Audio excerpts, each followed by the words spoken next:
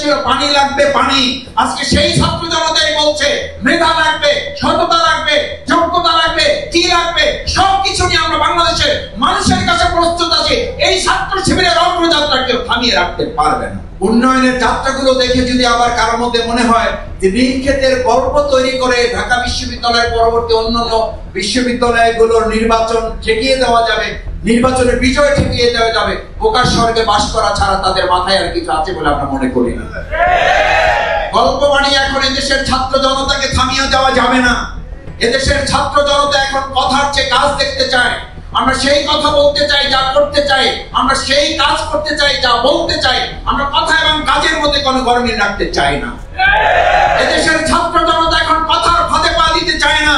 এদের ছাত্র জনতা এখন দেখতে চায়, কাজ করে বাংলাদেশকে তারা সামনের দিকে এগিয়ে নিয়ে যেতে চায়। বাংলাদেশ ইসলামী ছাত্র শিবির ঢাকা বিশ্ববিদ্যালয় তার জন্য একটা মডেল তৈরি করেছে। বাংলাদেশ ইসলামী ছাত্র শিবির তার জন্য জাহাঙ্গীরনগর বিশ্ববিদ্যালয় একটা মডেল তৈরি করেছে। জাহাঙ্গীরনগর বিশ্ববিদ্যালয়ের পরে রাজশাহী বিশ্ববিদ্যালয়, তারা চট্টগ্রাম বিশ্ববিদ্যালয়, বিভিন্ন বিশ্ববিদ্যালয়গুলোতে, গণবিশ্ববিদ্যালয়গুলোতে একটা মডেল তারা সেট আপ করেছে।